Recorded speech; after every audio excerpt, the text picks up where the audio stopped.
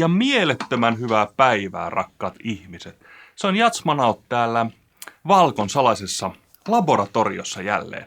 Hei, nyt tulee erikoisvideota, tämmönen vähän nopea, tai saa nähdä, mä oon pahamainainen jaarittelija, niin video, jonka mä oon luvannut, mutta mulla ei ollut aikaa tehdä, niin tämmönen syvempi katsaus tähän meidän matkakaiuttimeen.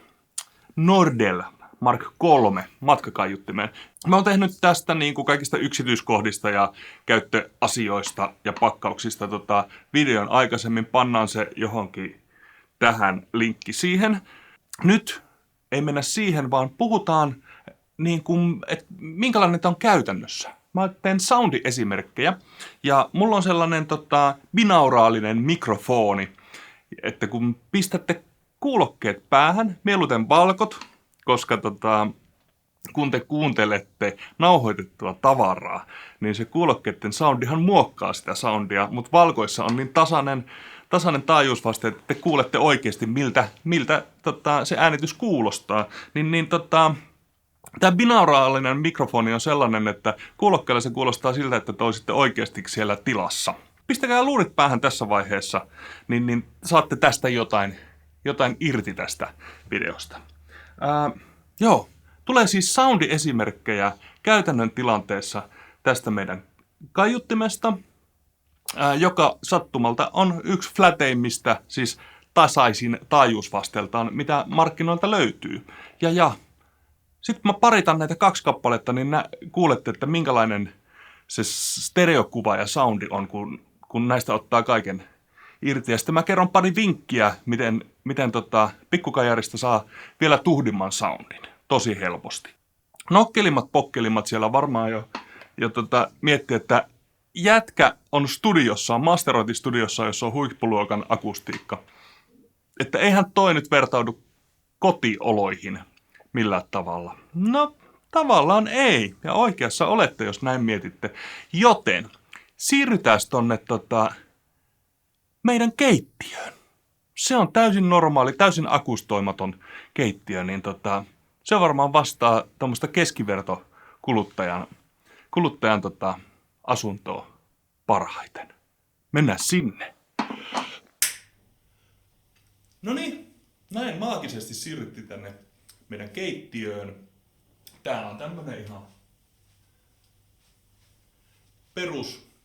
peruskokoinen paikka, jossa on hyvä laittaa ruokaa ja hengailla. Tossa on meidän tommonen astiakaappi, mä panin sen päälle ton meidän matkakajarin. Ja, aattekaas niin. Tässä on sitten tämä hieman ehkä mystisen näköinen mikrofoni, joka poimii tosiaan tämän tilan niin kuin joka suunnasta sillä lailla, niin kuin te olisitte itse täällä, jos te käytätte nyt kuulokkeita niin kuin teidän kuuluu. Ja tuolla on toi kaiutin, mitähän tästä olisi matkaa. 1,5 metriä. Pannaan musiikkia siitä soimaan. Mikäs olisi tarpeeksi juustosta? Ja taas Toto tietenkin. Noniin, Toto paukkumaan.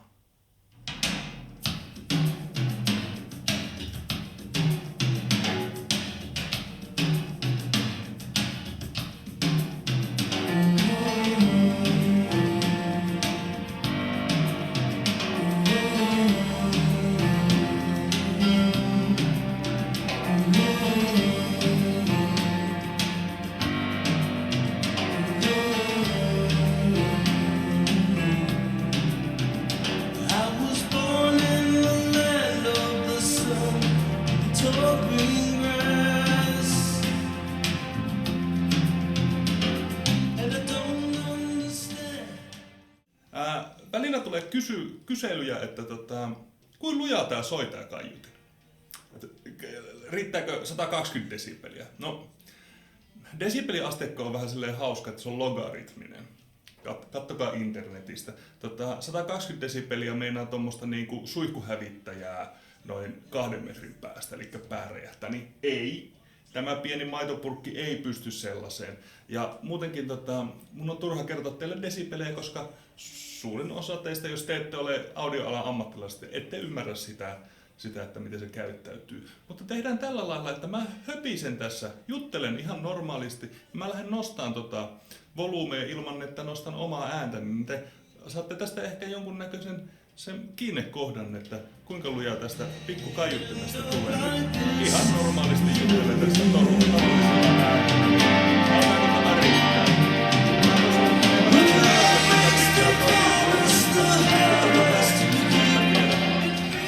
En mä edes käyttänyt ihan täysillä, koska tuossa on tehokkaampi vahvistin, mihin nuo elementit pystyy, jotta me pystytään maltillisilla volyymeilla pitämään se pienempi säröisenä ja hyvä soundisempana toi kaiutin. No, se varmaan vastasi siihen kysymykseen. Sitten mä lupasin teille vähän vinkkejä, että miten tuosta pikkukajaarista saa lisää enemmän irti, niin se tapahtuu näin. Okei, tää soi siis täällä kviisiin tässä kun tätä pitelee, mutta miten se soi kun se pannaan nurkkaan?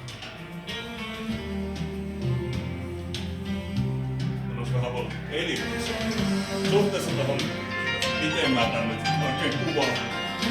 Okay. Suhteessa, että se on niinku tässä jossain roikkuis, niin pannaan sen nurkkaan.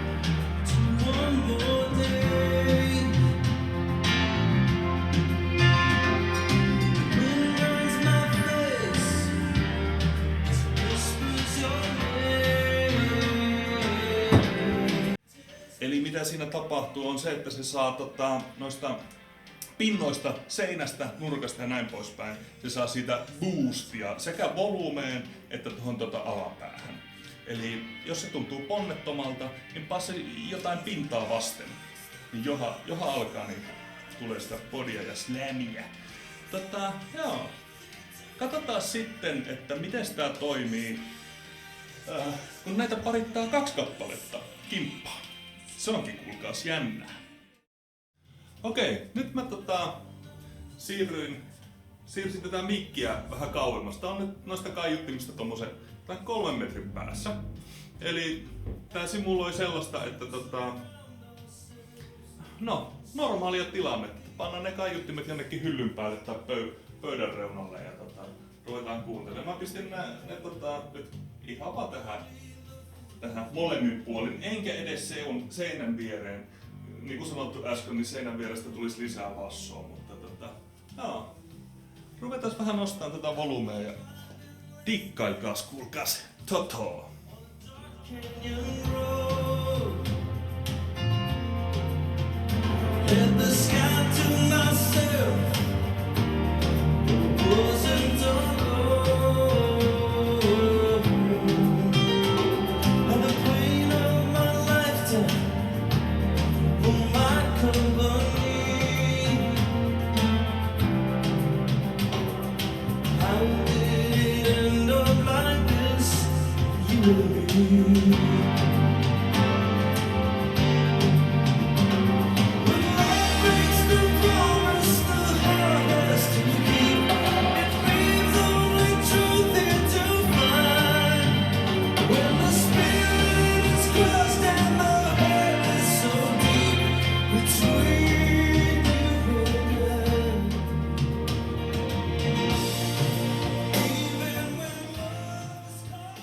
Ja nyt joku vääräleuka siellä kuitenkin, että huijausta ei voi kuulua tollasta soundia tommosta pikkupurkesta, niin minä todistan. Minä otan toisen purkin ja tuon lähemmäs mikrofonia.